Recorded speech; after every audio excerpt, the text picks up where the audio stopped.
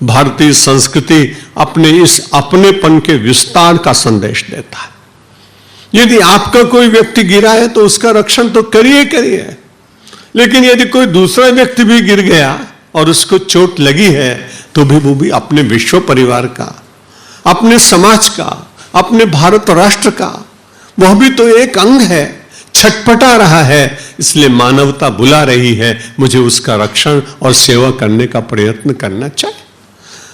हम सब लोग जो शास्त्रों का अध्ययन और स्वाध्याय और प्रवचन सुनते हैं, उसके द्वारा हमारे और आपके जीवन में ये करुणा की वृत्ति, ये सेवा का विचार, ये ब्रह्म दर्शन की वृत्ति, ये सिया राम में सब जग जानी का चिंतन जितना जितना बढ़ता जाएगा उतना ही आप उदार होते चले जाएंगे। केवल पैसे की उदारता नहीं, विचार की उदारता, कर्म की उदारता, व्यवहार की उदारता, दैनंदिन आचरण में उदारता यदि मेरे और आपके जीवन में आई तो परमात्मा निश्चित रूप से करुणा करके हम सबको अपनाते हैं, लेकिन उसका अनुभव भी होगा। मामका पांडवाश्चैव किम कुर्वत संजय। संजय, हम लोग बहुत दिनों 50 वर्ष से यहां आया होगा टेलीविजन, दूरदर्शन, अमेरिका इंग्लैंड में 100 वर्ष से आया होगा, लेकिन इस देश में तो दूरदर्शन 5000 वर्ष पहले आया था। अब वो कैसे आया होगा मालूम नहीं, क्योंकि कुरुक्षेत्र में बैठा हुआ है संजय और हस्तिनापुर में बैठा हुआ है धृतराष्ट्र, और धृतराष्ट्र पूछ रहा है, कमेंट्री दे रहा है संजय। क्रिकेट की नहीं है, युद्ध की है। अगर वो कमेंट्री वहां से दे रहा है, इसका मतलब है कोई ऐसा विज्ञान और कोई उसकी पद्धति इतनी विकसित थी कि कुरुक्षेत्र के मैदान का युद्ध और वार्ता संजय हस्तिनापुर में देखकर उसका पूरा लाइव वर्णन कर रहा है। पूरा आप पढ़ेंगे तो ऐसा लग रहा है कि सारा चल रहा है, एक स्क्रीन पे दिखाई पड़ रहा है। विज्ञान की दृष्टि से भी महाभारत के सारे दृश्य हमारे लिए बड़ी गौरव की बात सिद्ध होते हैं। जब उसने पूछा कि वहां क्या हो रहा है तो सब बताया।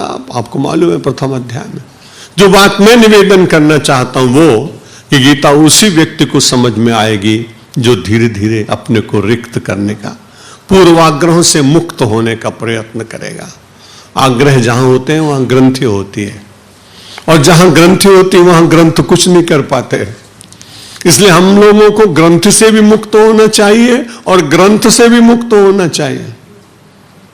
हमारी बड़ी कठिनाई है कि हमारे देश संसार में एक ऐसा धर्म है जो केवल ग्रंथ से ही बंधा हुआ है, और उसमें ग्रंथ से बंधे होने के कारण अहिंसा का कहीं स्थान नहीं। जिहाद की बात ही सब कुछ है क्योंकि ग्रंथ में लिखी हुई है। यदि समाज ग्रंथ से बन जाएगा तो हिंसा होगी, और यदि व्यक्ति केवल विचारों की ग्रंथि में बन जाएगा तो उसका तालाब सूखेगा और वो तलैया में बैठ जाएगा, किसी छोटे से तालाब में बैठेगा। वो सरिता का आनंद नहीं ले सकता, सरोवर का आनंद नहीं ले सकता, सिंधु का आनंद नहीं ले सकता। इसलिए श्रीमद् भगवत गीता वो समुद्र है, वो दरिया है, वो उदारता का अद्भुत ग्रंथ है जहां सारे संसार को संदेश दिया गया। महात्मा गांधी जैसे पूज्य राष्ट्र पितामह, जब किसी ने पूछा कि इतने अंग्रेजों की चाल में से आप बच जाते हैं, बड़े प्रसन्न रहते हैं, कभी उदास भी होते हैं, थोड़ी देर के बाद पुनः प्रसन्नता आ जाती है, तो उन्होंने कहा कि भाई ऐसा है, दो का सहारा लेता हूं, एक राम नाम का सहारा लेता हूं और एक अपनी माता की गोद में बैठ जाता हूं। प्रश्नकर्ता बड़े विस्मय में पड़ गया, बोले माता जी पुतली बाई का तो बहुत पहले देहांत हो गया, आप माता जी की गोद में कैसे बैठते हैं? बोले तुमको मालूम नहीं, गीता मेरी माता है और जब मैं उसके एक श्लोक का भी चिंतन करता हूं मुझे बल मिलता है, कर्म की निष्ठा जागती है, बलिदान करने का विचार जागता है, सत्य पर जीने के लिए भीतर से बल प्राप्त होता है। नाम के सहारे से मुझे बहुत बड़ा अंतर का बल मिलता है, हृदय का बल मिलता है। दो ही चीजों से हमारा और आपका जीवन चल रहा है, एक हृदय से चल रहा है, एक बुद्धि से चल रहा है।